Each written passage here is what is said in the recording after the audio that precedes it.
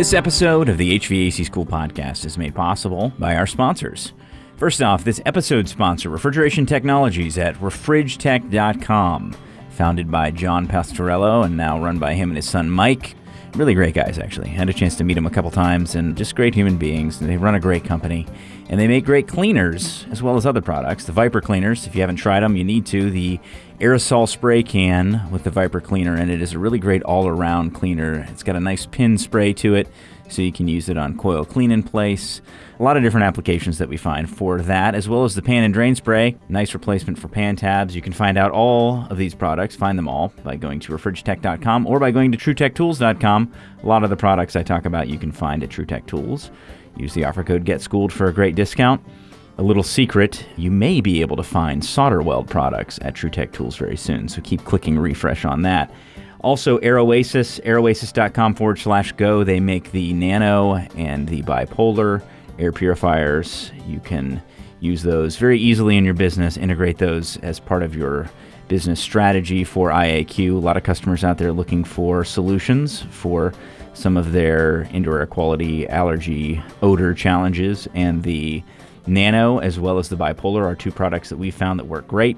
They have these really neat Petri dish kits that you can use. You can get those from Aeroasis that you can set out and actually see before and after what's in the air. That's something I really like with Aeroasis. So find out more by going to aeroasis.com/go, fill out the form, and you can get information of how you can start using Aeroasis in your business. And then finally, Hvac, hvacglobal.com is where you can find out more about their products. We've talked a lot about the NRP 8DI and 6DI vacuum pumps with the built-in micron gauge, a really interesting pump that works great. I've bought a lot of them for my business and really enjoying those, as well as the NEF6LI flaring tool, the battery-powered flaring tool that just spits out perfect flares every time. If you make it a lot of flares, you work with ductless or VRF, then I would definitely say to check out the NEF6LI. It's the easiest to use flaring tool that I've ever used, and it really makes perfect flares every time in my experience. So check those out by going to navacglobal.com, and also you can find those at truetechtools.com.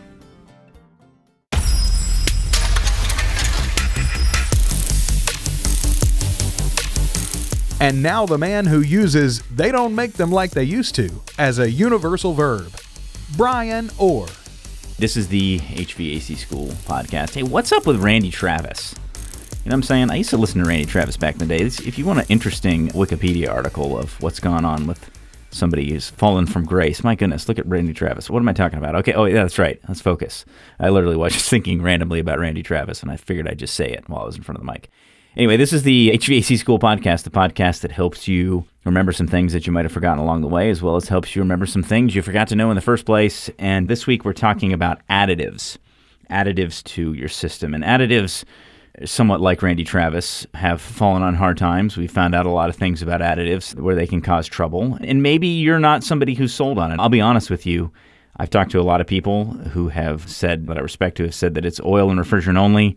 And then I've talked to some other really smart people who use some additives now and again, and I've been torn throughout my career. I've kind of gone back and forth because, again, I'm not a chemist, so I figured, hey, let's bring on a chemist. John Pastorello with Refrigeration Technologies is going to talk about additives, and he really doesn't have a horse in the race because they don't sell any additives, so he just gives his honest opinion about them, the research he's done, what he's read, and I think you'll find it interesting. So here we go. John Pastorello with Refrigeration Technologies talking about refrigeration system additives. Thanks for coming on, John. Thanks for having me again, Brian. Yeah, it's a pleasure to have you on. And I want to just start right off the bat and say that I don't think there's probably anybody who's better qualified to talk about this subject than John, who's in the industry, because John is a chemist and he does own a company that deals in chemicals, but the products that we're going to talk about today are not products that Refrigeration Technologies sells. And I think there's probably a pretty good reason for that we're going to get into. Nobody in this industry is completely unbiased. It's very difficult to find anybody who's completely unbiased, but I talked to John in the past about this. I'm still on the fence on some of these things, honestly, but John speaks passionately about it and obviously from an educated standpoint. So I just want to put that out there first.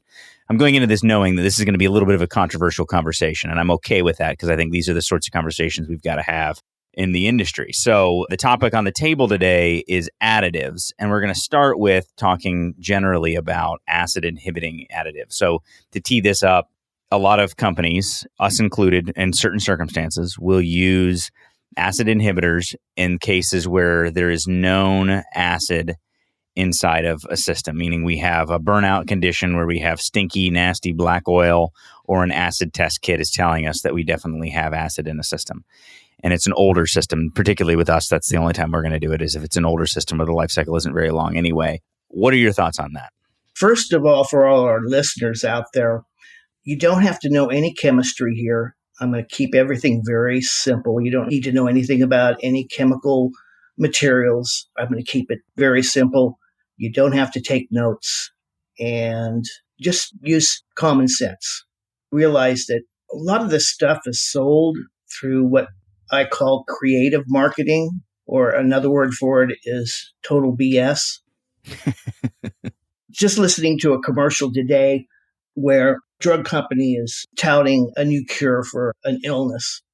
And they'll tell you all about the drug, what it cures. And then at the end of the commercial, it says, well, here's all the different ways that it'll also kill you. We're all familiar with those commercials. And with creative marketing, they'll tell you about all the problems that it cures, but they forget to tell you how it's going to kill your system in the end. So keep that in mind whenever you read some marketing material on some additive, some wonder cure, that they only give you half the story. So you make a good point. I'm torn on this because it's like every company, every product, everything out there has two sides to it. If I think about, just think about the two sides of Brian Orr. Like if you did a highlight reel of my life, I'd look like a superhero. But if you took all of my lowest moments, I would look like a total villain. So I guess we all have these elements of our businesses or our products that are good or bad or could be misused or could cause problems and all that. And of course, marketing by its very nature, nobody's going to highlight the negative side of their products. But my sense is that you feel like this additive market is an especially insidious application of this kind of concept. Definitely. Where all these additives really originate are from the automotive side, on the DIY. And they're the easiest group to cultivate. Walk in your auto parts store and you got an air conditioning problem and they might have a can of something you put in and it's going to cure. It was all right as long as they stayed on the automotive side, but now they have gone full-fledged into our industry, the commercial side. But you got to understand where all this stuff really originated. And what you don't know is that the reason they're here on the commercial side is because they got kicked out of the automotive side. So they had to find a new market. All right, so let's start with something very specific. So we've got acid in a system. I use one of these little acid test kits, which I know you have some thoughts on that as well, which is kind of a different topic. But so I say, all right, I've got acid in my system. So what's wrong with me pulling something off the shelf that's an acid neutralizer? So let's first talk about acid neutralizers. Well, what could possibly be wrong with that, right? I want to neutralize the acid in the system. First thing you need to know is that when you combine refrigerant and oil, it actually has a slight acidity to it. And let's say take a pH scale where 7 is neutral and the alkaline extreme is 14 and the acid extreme is 1. Your circulating fluids, refrigerant and oil, are going to have a slightly acid signature. They're going to be around the pH of anywhere from 5.5 to 6.5. Now, that is where the fluids are most stable. And all the metals and all the materials internally on your system are very happy at that pH. And all the oil additives that are used are designed to work best in a slightly acidic environment. So when you add some of these concoctions out there into your system, you end up flipping the pH of your circulating fluids. And what that does is for every action, there is an opposite and equal reaction.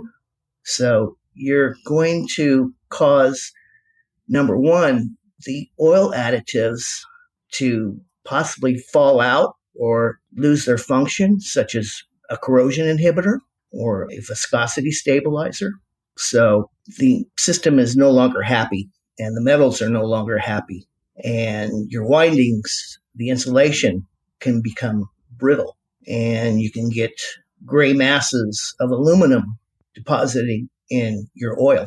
So for the sake of simplicity, you need to keep that system slightly acidic and not resort to using anything that's going to flip the pH.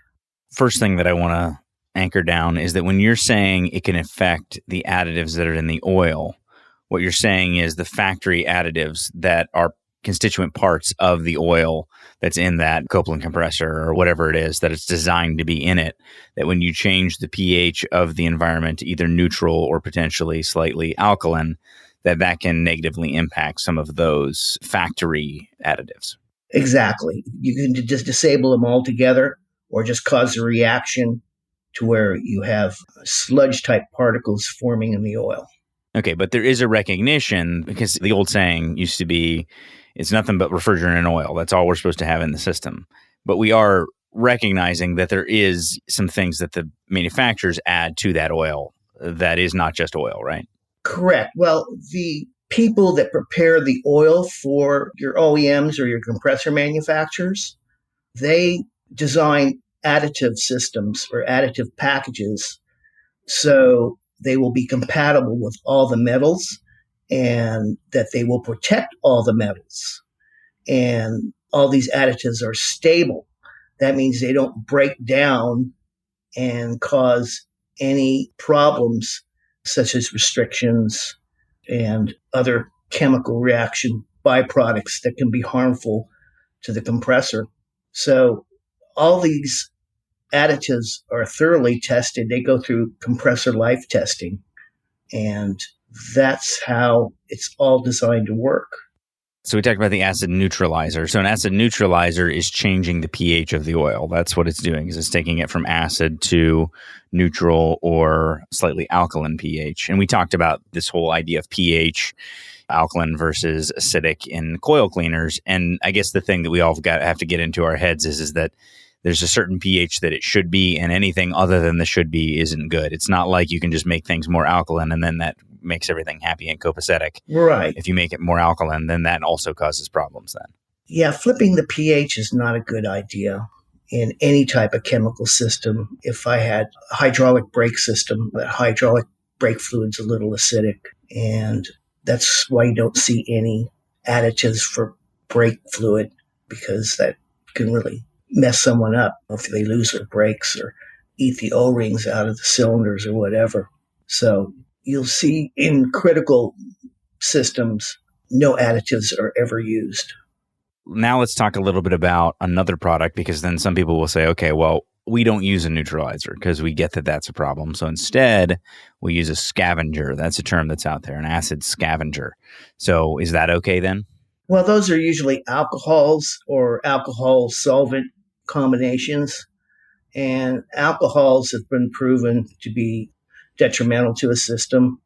Alcohols and solvents, they can cause your windings to become very brittle. And of course, we know what's going to happen after that. And alcohol also tends to attack aluminum, and the solvents also attack aluminum.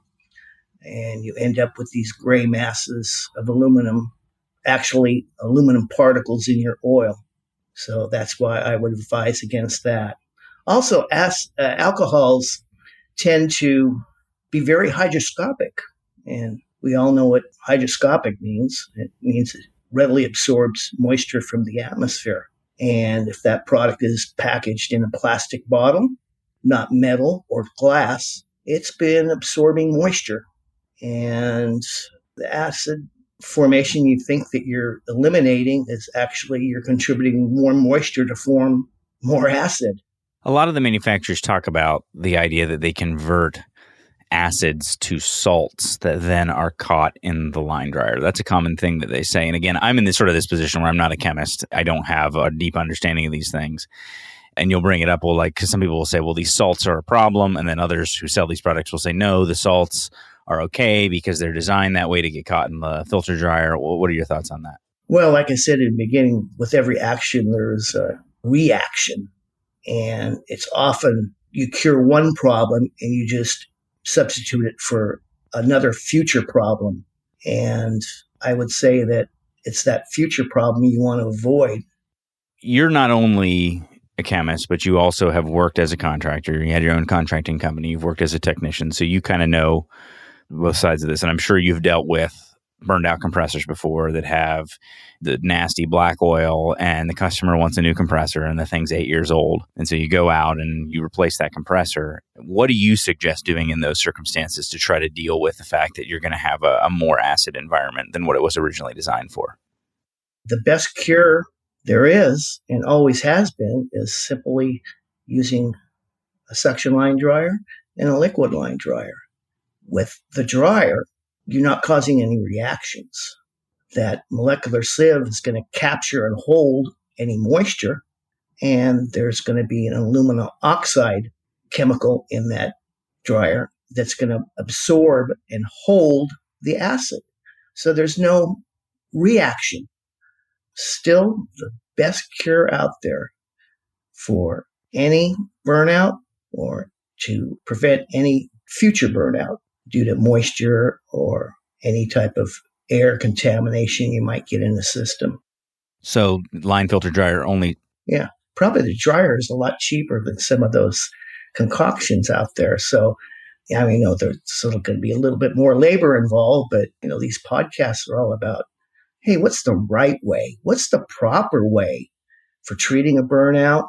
And it's very simple, and it's very old, and it's time tested and true that the dryer is the simplest and easiest way to eliminate acid and moisture. So our standard protocol, because a lot of people ask this and they don't believe that we actually do this, but we really do, is whenever we have a known acid situation, not only do we replace the liquid line dryer, any factory liquid line dryers, replace those with a new liquid line dryer, and then we add a suction line dryer at a location, depending if it's a heat pump or not. Obviously, we have to choose the location appropriately. And then we go back several weeks later and remove that suction line dryer and then straight either put another one in if it's still an acid environment that we can prove, or we remove it and straight pipe it back, which is obviously very labor intensive and it's difficult to be competitive when you have to do all that. And I think that's the reason why a lot of companies would rather have something in a bottle that they can dump in and then forget it and they don't have to make that return trip. Sounds plausible to me, except for the fact I know what the chemical makeup of these concoctions are, and I say they're some of the worst chemicals you could ever introduce into a system. And it's not just my opinion. Most of the knowledge I have of system chemistry, I learned from a book called Fluorocarbon Refrigerant Handbook. And you can source everything I'm saying from that book. I mean, it's based on all the prior ASHRAE research papers and contributing articles from OEMs and compressor manufacturers that have thoroughly tested all this stuff and come up with the best solution. And it still boils down to filter dryers. Works for me, like I said, because it's what we already do. Now, one thing that you and I talked about at great length is this idea of testing, though, because you still have this challenge of even if you do use filter dryers. Kind of step one is a lot of guys will go and put in a suction dryer and then leave it in for all eternity. And there's pretty much no compressor manufacturer who's going to say that that's how you should handle that. I mean, at the very minimum, you should be going back and testing to make sure that it's not restricted after you install it. And then most tell you that you should be removing it to get those contaminants out of the system when you had a known burnout situation. But how do you suggest going through testing? Because we talked a little bit about some of the popular tests that are out there on the marketplace and some of their limitations. When you're testing for acid in a system, in a working system, what you want to test is the oil. You don't want to test the refrigerant. The refrigerant stays very, very clean. It doesn't absorb much moisture. It's all the contaminants are going to be in your oil phase. And so people that have these vapor testing kits or devices, they're kind of useless because 90% of all your contaminants are going to be in the oil. So what you want to do is you want to sample the oil for contaminants, not the refrigerant. And the oil will tell the full, complete story. And in fact, if you want to get really, really technical, I mean, you're working on some really critical refrigeration, you want to take an oil sample and actually have it analyzed by a lab to tell you exactly what's going on. As far as removing the suction line dryer, I don't think that's really necessary because I always, on burnouts, use both the suction and liquid line dryer, and I left the suction line dryer always in there.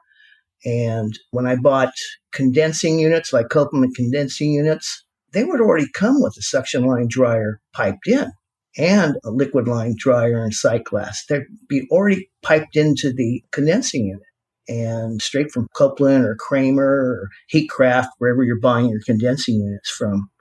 That was back when I was practicing refrigeration. I don't know if they still do it, and I know they're always trying to cut costs, but they always came with that extra added protection of a suction line dryer. And I kind of like that because it's going to really prevent any particles, if not moisture and acid, from entering your compressor. I'm a big fan of always just leaving and using a suction line dryer. Yeah, that's an area where most air conditioning manufacturers, I think this is sort of a division between refrigeration and air conditioning, because there are, example, we work in grocery store refrigeration. Well, in those applications, you're leaving suction line dryers in all the time. That's just a part of what you do. You leave them in and you change the cores if you have a pressure drop. But in air conditioning, most of the manufacturers are going to tell you that they don't want you leaving a suction line dryer in there. And the reason is because the circumstances under which a suction line dryer would be installed are contaminated circumstances. And so what tends to happen is a technician will go out, put in a suction line dryer after a burnout, and then they just never check it again. And once you start to get any significant pressure drop across that suction line dryer, that can impact your refrigerant density, which can then impact the cooling of your compressor, which can then burn out the compressor. So that's the challenge there. You're right in that if we were putting in suction line dryers and then regularly checking the pressure drop across them, or if we were putting them in when they were brand new and there was no real concern that you would have significant contamination, solid contamination that would block the dryer, then you'd be fine. But the challenge comes down to the fact that all these dryers have some screens in them, and those tend to get blocked when you have severe burnouts that then can pretty quickly damage a new compressor. And that's the challenge there. But I agree with you. In refrigeration, it's just pretty much a good standard practice. And in those cases, just leave it in, but then just check your pressure drop regularly. Back when I started in the early 70s, 80s, the difference between an air conditioning mechanic and a refrigeration mechanic, the refrigeration mechanic actually owned and used a vacuum pump. The air conditioning mechanic would just blow the system through with R22 and just there. It's clean and dry. Start her up. All right. But I've left so many suction line dryers on air conditioning systems. I've never had any problems with them. In 17 years of doing air conditioning work, maybe replace one or two suction line dryers where I had a pressure drop. But for the most part, I've never seen pressure drops across suction line dryers, even after the nastiest burnouts. You got to realize that when you have a burnout, most of that carbon residue is in the first 10 feet of your suction line. And if you make a habit of replacing a significant amount of suction line before you connect it to your compressor, you eliminate a lot of that carbon sludge. Maybe it's all in a matter of technique. I think a lot of it is, yeah. And when you add in the fact that a lot of technicians aren't flowing nitrogen while they braze, and that can also contribute to some of the carbon buildup, that may be a lot of it. And a lot of this stuff, you can test it in labs, and that is valid. But when it comes to field practice, sometimes we do things that are not enough, and then sometimes we do things that are overkill because we don't really know where the lines are drawn. I can tell you, early in my career, before I had my own company, and even the first several years of my own company, I left suction dryers in all the time. That was the standard practice. That was what everybody did. And then you had some bulletins that were coming out and some best practices that were being preached about needing to return and remove them. That's what we're doing right now. But that could very easily change. As you learn about products and you learn about what actually matters. I mean, a perfect example would be when POE first came out, everybody said you can have no mineral oil in with your POE. I mean, it is a disaster. It's going to turn into an atomic bomb. And then later on, nowadays, a lot of people are saying a little bit of mineral oil isn't really a big problem. A lot of the manufacturers are saying that. So we are evolving. Yeah, things you learn as you go. Yeah. I can see the temptation for using an additive after a burnout, because you just want to make sure you're not coming back to that system again. But I think that's where it gains all its appeal. It's that extra added peace of mind or insurance. But you read some of the Copeland research stuff and some of the recommendations, and they'll tell you right out. And you could look up some of the Copeland service manuals and procedures. They'll tell you straight up, there's no system that hasn't adequately been cleaned after a burnout by just using a suction line dryer and a liquid line dryer. It's in there. Just filter through their service manuals and you'll see it. And I believe that the reason they put that in there is there's so many different concoctions out of there that they don't want to have any warranty issues. So I'm trying to think of what an alternative procedure would be that's a good process, because you bring up the question about testing oil. And the problem with that is that it's challenging to do, especially in air conditioning, especially small stuff. It's tough to test oil. So after you have a running system, it's easy to test once you pull the compressor out. So that would be fairly easy. You pull the old compressor out, you test the oil. Okay, it has acid. So now I know I need to put in a suction dryer. Or would you say, if it's a bad compressor, just put in a suction dryer, and then maybe instead of going back and replacing the suction dryer, maybe just go back and do a pressure drop test 2 weeks later and just make sure you don't have any pressure drop? Do you think that might be an adequate replacement, or would you suggest retesting the oil? Because at that point, I don't really know how you would do that. I'll give a little product plug here. We have a Checkmate acid and moisture test kit, and one of our tubes is exclusively for testing the oil. And you just milk a few drops off the suction line, and the indicator on there will turn any one of 6 different colors that will tell you the degree to which your oil is contaminated. And your oil will always have slight amount of contamination, and in the form of small amounts of moisture, small amounts of acidic compounds, because naturally the fluids are slightly acidic. And we have a test kit that kind of helps resolve or offers a little field test kit that can help you in deciding whether you need to change those dryers or not after a burnout, or to prevent a burnout, a future burnout. Interesting. Okay, so I'm doing this on the fly, but this is how I do a lot of things. This is how I make a lot of decisions in life too, is just sort of thinking through it and then coming up to a conclusion. So I guess a way you could do it would be, all right, you've got a failed compressor. You pull the compressor out, test the oil. Oil is not acidic. Okay. At that point, if the oil is not acidic, would you still suggest putting in a suction line dryer? Or, I mean, this is your opinion, obviously, but would you put in a suction line dryer, or would you not put it in if you didn't test anything odd with it at all? From my experience, every time I used a suction line dryer, I would never have a repeat compressor failure. So I didn't care whether it was a locked compressor or a bad internal equalizer valve or bad valves. I would, as a standard practice, always put in a suction line dryer. And that was my way of giving adequate assurance that I knew when I left that job that I probably wouldn't be back here to do another compressor job. And it's just from my service experience. That's what I learned. That is a way that I have done it in the past. Again, you just hear so many different things. You talk to people you trust and they tell you something, and then you do it for a while until you get new information. So an interesting way to do that then would be just make it standard practice, do a suction dryer, and then maybe go back after a couple weeks as just a follow-up call.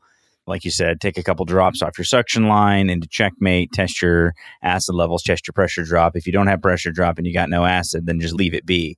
If you do have pressure drop and you are seeing some increased acid content potentially, or either or, then you would go ahead and replace the suction dryer at that point, but not worry so much about then removing it. I'd replace both dryers at that point. Both of them, right. Oh, yeah, definitely. In all my service experience, I have maybe less than a handful of units that ever needed that second change out of dryers, just based on my experience. I'm going to take a quick pause here, and I want to mention a little bit more about what I was talking about earlier, AirOasis and the Nano and Bipolar, and how you can use their Petri dish kits as part of your process if a customer is interested in indoor air quality products. As you know, I'm not a pushy sales guy. I don't really push indoor air quality as part of our sales process, but it is a good thing to add in to let your customers know when you're on a service call that you do have some options, that you can do some assessments on their home. I definitely recommend using indoor air quality products like the Nano and the Bipolar as part of a more whole home assessment where you're looking through the attic, you're checking insulation, you're checking for proper boot sealing, checking to make sure that ventilation is venting properly out of the attic or crawl space, those sorts of things. I don't like to just throw products at it, but the Nano and the Bipolar are great products that you can offer, and they do work. And one way to prove that they work is you can use a Petri dish. You fill it with this product, is like a gel. It's called an agar. You add that into the dish, you leave it out for about 5 minutes, just open to the air, you seal it up, and then for 5 days you incubate it and you see what grows. If the customer doesn't like what's growing in the air, then they can put in products like the Bipolar or the Nano, give it a while, and then do it again, and they can show the results. And it's really a neat thing that you can do that kind of shows the benefit of the product. And you can get those through AirOasis. If you're interested in those, then I would encourage you to go to airoasis.com/go, fill out your information, tell them what you're interested in. Maybe you're interested in the Petri dishes. Maybe you're interested in trying it out for personal use, one of these products in your own home. They work with technicians and contractors all the time on that, and they're great people. They make these right in Amarillo, Texas. Salt of the earth human beings. That's airoasis.com/go. Let me ask you this real quick, because this came up a few years back. There was an issue with a compressor type brand, will remain unnamed. Manufacturer of the OEM comes back and says, hey, there was an issue with an acid inhibitor in this oil, and so now we're going to suggest that you use this part number. Part number goes back to something that's been used for years out there called Zerol Ice, is one trade name it was under. And they suggested that you use that to fix gummed up expansion valves. So expansion valves were being gummed up by what they claimed was a corrosion inhibiting additive that was put into the oil by the compressor manufacturer. Yes. So this is the one case where the OEM says to us, now use this additive that is an off-the-shelf additive that this company's been pitching for a long time, and that sort of brought some legitimacy to the idea of using that additive. In the first place, I hardly even know what this additive does. It did work in a lot of cases to free up expansion valves, but me included, most of us don't really understand what was going on there. Do you have any thoughts on that? Oh, yeah. I've looked at that problem extensively. And the problem was that the company supplying the OEM spec oil either put too much corrosion inhibitor in, or they substituted the corrosion inhibitor for a foreign brand of the same type of corrosion inhibitor. In other words, corrosion inhibitors are very, very expensive, okay? They're probably the most expensive additive that is in the oil. And maybe to save cost, they went overseas and got some corrosion inhibitor, supposedly the same molecule, and bought it from India or China. And of course, the purity wasn't there. And it was the impurities in that corrosion inhibitor that they substituted that was causing the problems. And where all your problems are going to occur is at the lowest point, temperature point in the refrigeration system, which is going to be right at the exit of the expansion valve. That's where all your solid materials are going to precipitate out. And since it's a corrosion inhibitor, it's going to leave a residue. Now, as far as curing the problem, all you needed to do was add about 2 to 4 ounces of raw POE oil to the system to dilute it back, dilute the amount of corrosion inhibitors that they accidentally put in. It's kind of like if you over-sweetened your iced tea. Well, I would take raw iced tea, unsweetened iced tea, and pour it back in, so I take the sweetness out. Now, there wasn't anything on the shelf that was raw POE. The POE that you would buy in a can already had corrosion inhibitor packaged in there. So you weren't going to dilute it by adding any more POE oil. But there were like aftermarket additives that basically were nothing but mineral oil and foaming agent. And you can maybe get some success by diluting it back with that. So it was a matter of diluting back and getting your additives, your corrosion inhibitors back in balance. Maybe a lot of them didn't dilute back because the corrosion inhibitor had already precipitated out and became so hard that nothing was going to take it out other than a solvent. And I know that a lot of people resorted to using the Sepco 88, which is kerosene, and that's a good cleaning solvent. I think these compressor manufacturers, by telling you to buy this off-the-shelf product, we're just trying to buy some time and save some money on dishing out warranty repair tickets and replacing expansion valves at their cost. That's my take on it. And we looked at that, and it was kind of at first, usually when there's a factory problem, they'll blame the technician. It was probably your fault. You didn't evacuate it enough, or you did something, you didn't put a right dryer in there. They usually blame it on the technician. And it took them a while to come around and really fess up. And I think they prolonged the problem, and it got too immense. And they were thinking dollars and cents. So you mentioned solvent products. There's a whole class of products that have hit the market that purport to help you return oil from the evaporator coil back to the compressor and improve evaporator performance. I mean, there is all these, and a lot of them almost kind of come across like multi-level marketing companies. We have a salesman in your area, and he's going to do a demonstration showing that your delta T increases or whatever. I've never given any of that stuff the time of day, because it just sounds so much like snake oil. But is there any truth to that? I mean, let's say you have an evaporator coil that's logged with mineral oil. It's got a lot of mineral oil that's gotten into that evaporator coil. Are there some products that are returning that? And is that solvents, or is that just some POE or something else, hydrocarbons that are returning that? What's going on there?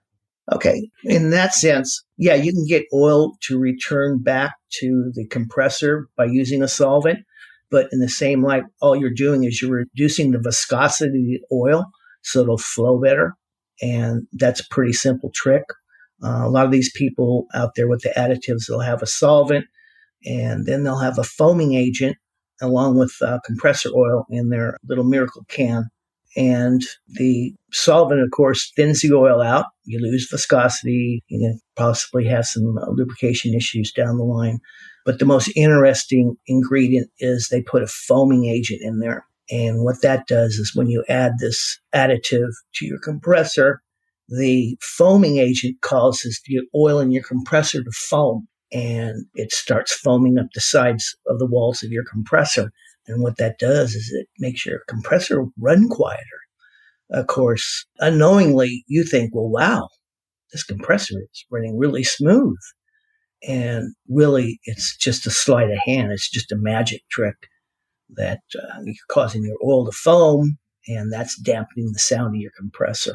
It's an old trick used back in automotive days when they had additives to where it would quiet noisy valves and lifters. And what it was just a foaming agent. And the foaming agent was right to the top where your valves are, and it would dampen the sound.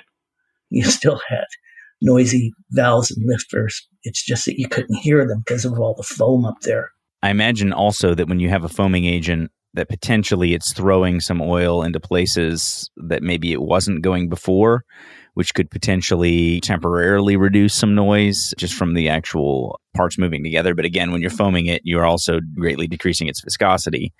So it's not going to necessarily do the job that it's intended to do. But I have this kind of cartoon going on in my head thinking about if you're foaming oil up, that you're probably getting it into some spots that it wasn't previously getting. Yes. In fact, actually, there was a study done by a really smart guy at Tecumseh. The guy's name was Sander Verkorkian, something like that.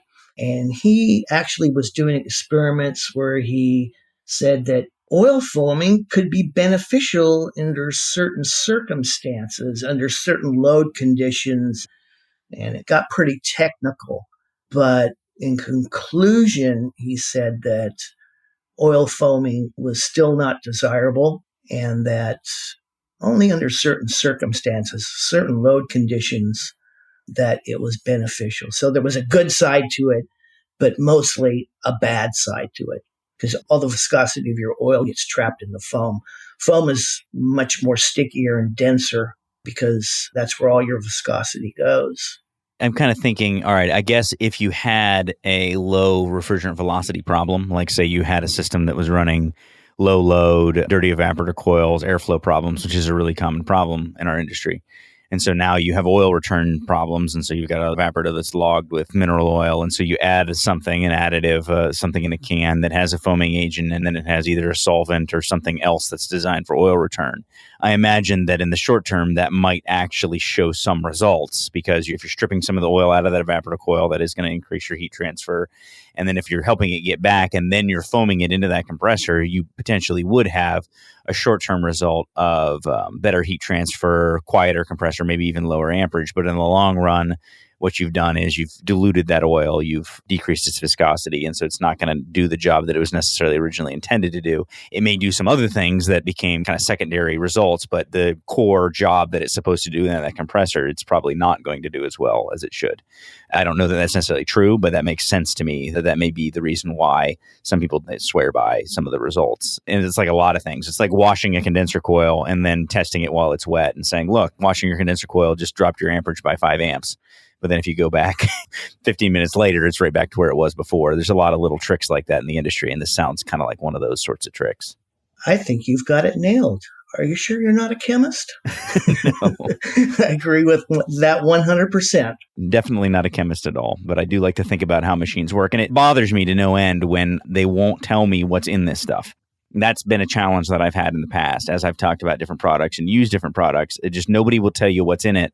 And so I can't do my own research, and that drives me insane. And I understand on one hand why they wouldn't, because of course, many of these chemicals are very inexpensive chemicals and they make wicked profit margins on them, selling them as a particular brand. And that isn't to say that they don't work. They don't work probably for other reasons, but it's an interesting consideration. Let's move on to the final additive. I mean, we've gone through a lot of different additives here, but the final one, and probably one of the most popular, is the good old leak sealant. I mean, sometimes those will have a UV dye in them. So let's talk about those. What are your thoughts on that? I think I already know, but let's hear it. Well, then again, we go back to the automotive sectors where all this stuff started. And in automotive, you got O-rings that shrink, and you got a shaft steel on the compressor that always leaks. It was a natural fit to have stop leaks in the automotive side until they started telling people that it wouldn't void the factory warranty, new car warranty. Well, when they started locking up compressors and those compressors got back to GM, Ford, Chrysler, they said, no way. Anybody who puts stop leak in a air conditioning system in our cars, we will void the warranty. And the only cure is to replace every component in the system. Compressor, lines, evaporator, everything needs to be replaced, because that's the only way you will rid the system of the stop leaks. Now, that's where it started. They basically got kicked out of the automotive industry. So then they came over to the HVAC side because they needed another market, and they got smart, and they did not put the claim on the cans or the bottles that wouldn't void compressor warranties. They came up with, well, you only use it as a last resort for something that's old and probably needs to be replaced anyway to get the people by for another season or two. And that's the strategy that has worked for them, and it's kept them out of trouble. Chemically wise, basically what these stop leaks are, you're introducing solid particles into the system. And the theory would be that these fine, powdery, solid particles would travel with the oil and become trapped in the leak site. Now, everyone thinks of a leak as a hole. Well, it's really not a hole unless you drilled a hole or punctured it with a nail. Usually a leak is a path. It is zigs and zags before it actually comes to a leak site. And the theory is that these particles get trapped inside there, and they have the consistency of a rock.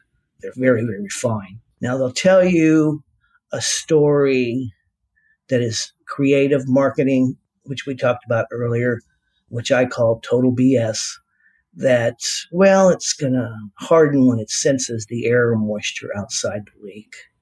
And with a little bit of reasoning and a little bit of experience, that doesn't happen in the real world. If you had a small leak, let's say you're soldering up a system and you have a little bit of pressure on the system that you didn't know about, you're soldering a joint, even with the smallest amount of pressure and heavy heat and heavy solder, that solder joint will never seal.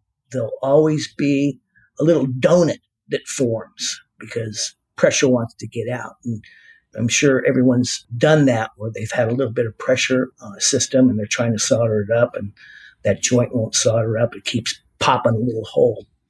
Well, that's the reason why they can't work in theory at all, because even the slightest bit of pressure, it'll find its way out. There's no way moisture can get inside a leak is what I'm trying to say. You'll just always get a donut if there is moisture surrounding the leak. The refrigerant will escape, and if the leak sealer actually does harden with moisture, you'll still have the leak, that hole, but it'll form a donut around it. So that is how they work. Some of those leak sealers out there are placebos. I've tested all of them. And this goes back to the 80s when these leak sealers, stop leaks started coming out that supposedly moisture cure. And then there's others that claim that they use a different science. And we found some of these leak sealers are just nothing but mineral oil or alkyl benzene. And hey, it either works or it doesn't work. And it surprises me. I'll go on like a Facebook or HVAC Talk, and they'll say, well, this particular brand really worked well for me. And we haven't had any problems with compressors locking up or expansion valves seizing. And I know what's in the product. I know the product is nothing more than mineral oil. So it tells me a lot about serviceman's expectations and wishful thinking on their part. We all want that cure, that magic in a bottle. We all want it to work. Yeah, so this is the one of all of them. All the rest of them go by the wayside pretty easily for me because, again, for example, with acid, I mean, the idea is you want the system to work. With leak sealants, I was always a absolutely no leak sealant guy for most of my career. And then I was introduced to some products that were marketed as polymer free. I've tested some of the products that are the most aggressive on the market and mixed them with water and in the presence of oxygen, and you can see that they harden. And so I'm never going to put those in my gauges. I don't care if they work or not because it's going to damage something. And then I've tested other products. I know you've talked about this on other podcasts too, and I've listened to that. So I know your stance on all this. Yeah. But it's interesting. And I don't dispute it even, actually. But there are some cases. I did an actual before and after on a small formicary leak where I visually looked at bubbles on the system before and after. And there was a significant decrease in, it actually was still leaking slightly, but it was barely even discernible. Whereas before I was getting visible bubbles using your product, Big Blue. Good choice. Okay, thank you. That to me told me, and this was an older system. And in fact, in this case, on that test that I did, it was a customer who requested a product by name. And I initially said, no, I don't really want to do that. And I said, you know what? This customer wants it. I'll use this as a test. And there was definitely a significant decrease in leak rates. Now, you thought about things like pressure and on-off time and all that. I tried to kind of test them in similar circumstances. Of course, it could just be completely that it was just a fluke. Who knows? But there's been several people who have shown, one of my friends, Cameron Conley, he's a big commercial ammonia chiller tech, owns a company down in Texas, and he used a particular product that's a non-polymer product, and he had been recharging his system every 6 months. He put it in, and now it's been over a year, and he hasn't had to recharge it. Those sorts of circumstantial evidences are what keep people using it, and I definitely fall in the category of somebody where I only use it if it's somebody who understands that it may not work. It's an older system and they're choosing it as a possible way to get through a season or two. So I still have that. I'm doing exactly the same thing that you talked about, which is sort of relying on that possible placebo effect to say it seems to work. So what would you say to somebody who's like me who says, I get what you're saying, John. I have no reason not to trust you. You have no dog in this fight. You've looked at it closer than I have, but I still seems like these things work in certain circumstances. Is there any possible validity to that? Well, whenever you're circulating solids in your oil, there's a chance that some of those particles can trap inside a leak path. And I don't think they would necessarily stop the leak completely, They can slow down a leak. I've seen it. I've had it in the lab. I've tested all this stuff in the field. And I can see where we saw some slowing down of leaks. And the thing about polymer, non-polymer, none of them are polymers. Polymer was just a fancy word to use because no one understands what a polymer is. And so they throw the word polymer out there. And then so the next guy comes along and says, because there's been some problems with the polymer type, and said, well, we don't have polymers. Well, none of them have polymers. Just a little chemical nerdy thing I'll just throw in there. But it takes me back to the first leak sealer I ever saw, and that was really back in the 70s. And what it was mineral oil, and it was loaded with graphite. And the graphite doesn't dissolve in the oil. It's just black. And you're supposed to put this in your system, and the graphite would travel with the oil. And graphite's a lubricant, so it can't lock up anything, right? But the graphite would travel with the oil and would get trapped in the leak site. And the graphite came in different particle sizes. So they're big and small. They're all microscopic. Graphite is pencil lead, basically. So the problem with the graphite was that it's electrically conductive. So within about 3 to 6 months of this graphite pounding against your windings as it returned back to the compressor, you end up with a really, really nasty burnout. And the problem with that, because I ran into systems out there that had graphite leak sealers in there, the problem was, how do I get it out? Now my customer has lost a compressor. How do I get that stuff out? And you're faced with the same situation. How do you get that product out? There's nothing that'll cure it except replacing the entire system. Evaporator, line set, condensing unit, everything needs to be replaced. That's the whole problem. Now, once you've painted yourself in a corner, how do you get out?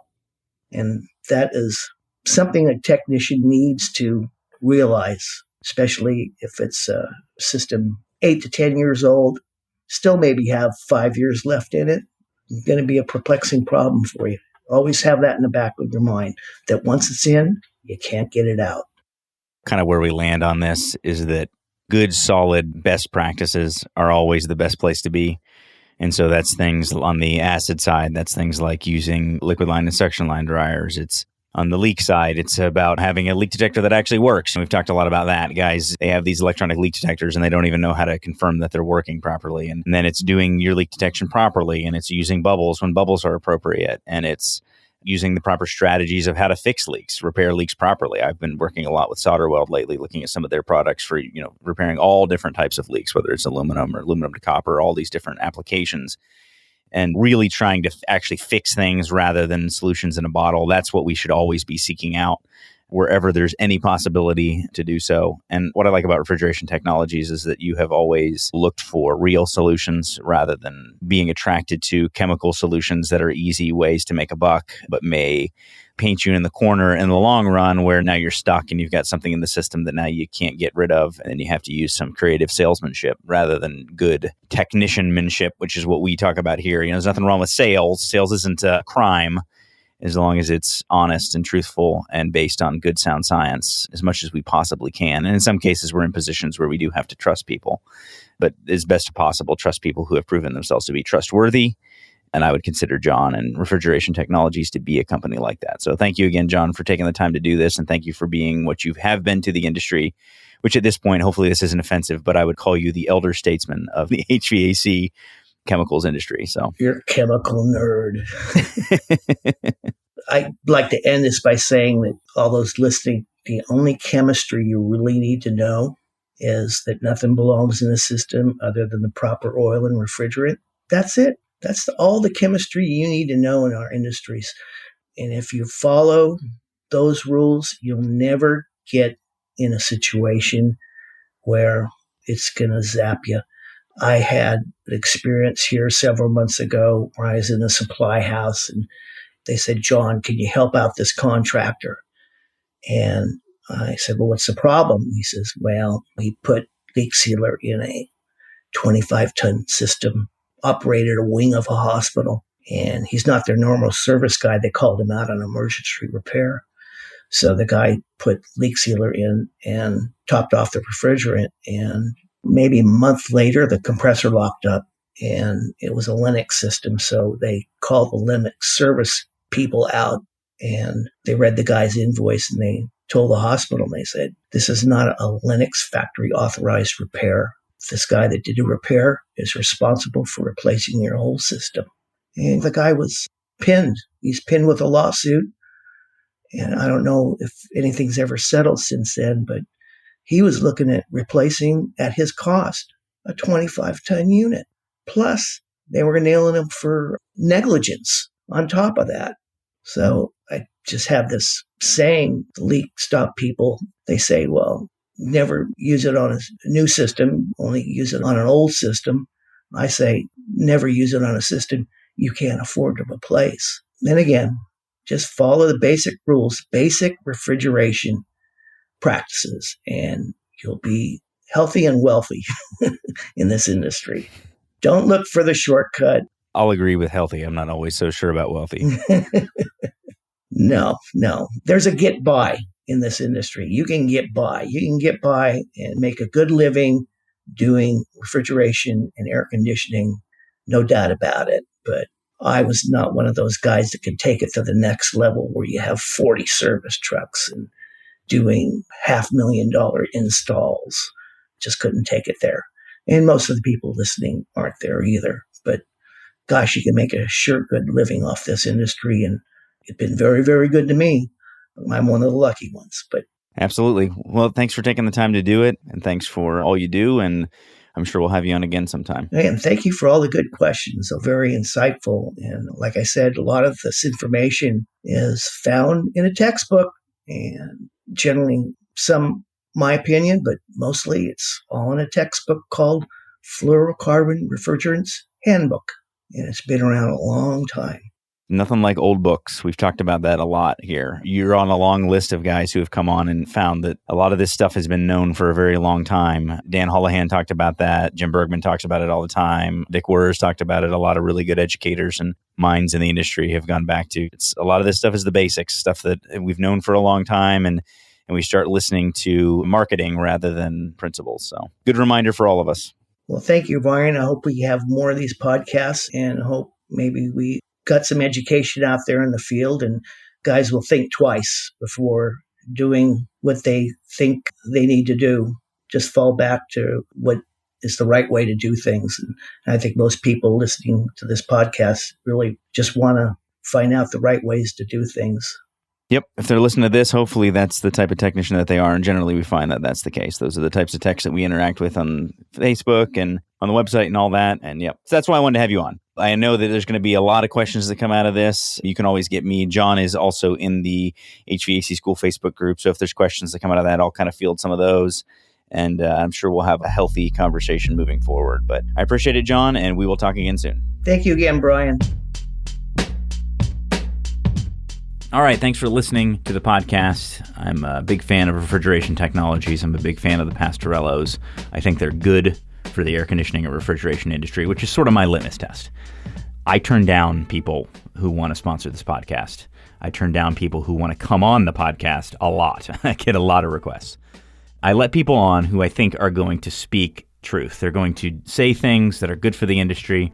Even if I don't necessarily agree with all of it, I agree with the heart behind it. And John is one of those guys where I think he honestly cares about the industry. He honestly cares about putting products out there that work. And I really believe that the reason why you don't see any additives from refrigeration technologies is that he doesn't believe that it's good for the systems. And so that's why they don't sell those types of products. They sell a lot of great products, Nylog, Big Blue, pan and drain spray, Viper cleaners, lots of great stuff, but nothing that's a traditional additive to go in the system. And I like that. I think good on them for following what they believe is what's best. And that's what we try to do here at HVAC School, and that's what I try to do in my business. And I'm sure if you're listening to this, that's what you try to do as well, even if you don't necessarily come down in the exact same place as John or I on certain subjects. So one thing that I wanted to mention is that we do have new apps out on the Android devices and iPhone in their respective stores. You can find them in Google Play Store or in the App Store. And some of you sometimes struggle with setting up an app to listen to the podcast. You can listen right there We make it nice and easy to the podcast there. You can also find the tech tips. You can search the tech tips and the podcast easy there.